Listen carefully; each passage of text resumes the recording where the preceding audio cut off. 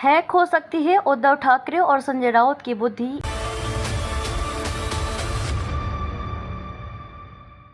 नमस्कार, मैं खुशी और आप देख रहे हैं स्वतंत्र भारत न्यूज। आइए नजर डालते हैं इस वक्त की खास खबर पर। ईवीएम हैक पर महाराष्ट्र में बवाल जारी, पक्ष विपक्ष हुए हमलावर। लोकसभा चुनाव नतीजे आने के बाद बीजेपी को छोड़कर सभी दल खुश थे कि उनकी सीटें बढ़ी हैं और बीजेपी की घटी हैं। चुनाव से पहले इलेक्ट्रॉनिक वोटिंग मशीन ईवीएम के खिलाफ उठी आशंकाओं को चुनाव नतीजों ने धो दिया। ईवीएम का विरोध अब बंद हो गया है। यहाँ तक प्रधानमंत्री नरेंद्र मोदी ने भी संसदीय दल की बैठक में कहा था कि उन्हें लगा था कि विपक्ष ईवीएम की अर्थी निकालेगा, लेकिन सबकी बोलती बंद है। जोगेश्वरी लोकसभा चुनाव नतीजे को लेकर ईवीएम पर मचे घमासान के बीच अमेरिकी उद्योगपति एलन मस्क ने ईवीएम को लेकर सवाल दिया, जिस पर विपक्ष के सुर बदल गए। चुनाव निष्पक्ष होते तो बीजेपी 40 सीटों पर सिमट जाती। आदित्य ठाकरे।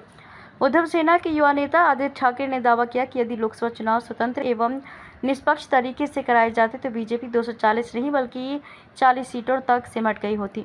मुंबई उत्तर पश्चिम लोकसभा सीट के परिणाम को धोखाधड़ी करार देते हुए आदित्य ने दावा किया कि सरकारी मशीनरी का दुरुपयोग करके हमारी जीत छीन ली गई। उनकी पार्टी उत्तर पश्चिम मुंबई सीट के चुनाव परिणाम को चुनौती देने वाली याचिका के साथ अदालत का रुख करेगी। गौरतलब है कि उत्तर पश्चिम मुंबई लोकसभा चुनाव क्षेत्र से शिंदे सेना के रविंद्र वायकर ने उद्धव सेना के उम्मीदवार अमोल कीर्तिकर को मात्र 48 मतों के अंतर से पराजित कर दिया। इतने कम मतों से मिली हार को लेकर उद्धव सेना आक्रामक है। उद्धव सेना के नेता व राज्य के पूर्व मंत्री अनिल परब ने कहा कि हमें संदेह है कि मोबाइल फोन जिसे जांच के दौरान जब्त किया गया था बदल दिया गया होगा। भारत निर्वाचन आयोग को उपलब्ध जानकारी के आधार पर स्वतः संज्ञान लेते हुए कार्रवाई करनी चाहिए और कीर्तिकर को विजेता घोषित करना चाहिए। परब ने आगे कहा कि घोषित चुनाव परिणाम संदिग्ध हैं, हम कानूनी रास्ता अपना रहे हैं, हम 1 या 2 दिन में अदालत का दरवाजा खटखटाएंगे। परब ने कहा कि मुंबई उत्तर पश्चिम सीट के लिए मतगणना प्रक्रिया 19वें राउंड तक ठीक थी, लेकिन उसके बाद कोई पारदर्शिता नहीं रही। परब ने यह भी दावा किया कि कई स्थानों पर उम्मीदवारों को फॉर्म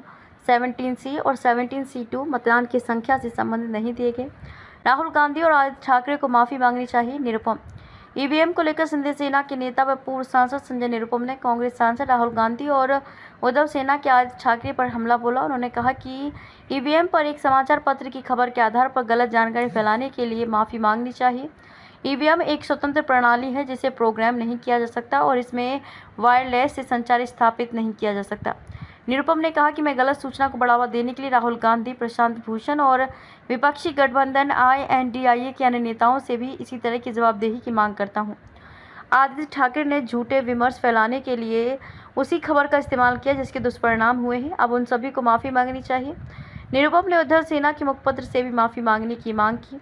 उन्होंने दावा किया कि उसने भी मुंबई उत्तर पश्चिम सीट के परिणाम के बारे में इसी तरह की झूठी खबर प्रकाशित की। यदि आवश्यक हुआ तो वह इस मामले को भारतीय प्रेस परिषद तक ले जाएंगे। मोबाइल के जरिए राउत और उद्धव की बुद्धि को हैक किया जा सकता है। सोमैया। अब तक के लिए बस इतना ही। फिर होगी आपसे मुलाकात ऐसी एक और खास खबर के साथ। तब तक के लिए नमस्कार और देखते रहिए स्वतंत्र भारत न्यूज। ऐसे ही लेटेस्ट अपडेट्स के लिए हमारे चैनल स्वतंत्र भारत न्यूज को सब्सक्राइब करें और तुरंत नोटिफिकेशन पाने के लिए बेल आइकन प्रेस करना ना भूलें। यदि आप हमें फेसबुक के माध्यम से देख रहे हैं तो हमारे पेज स्वतंत्र भारत न्यूज को फॉलो जरूर करें। धन्यवाद।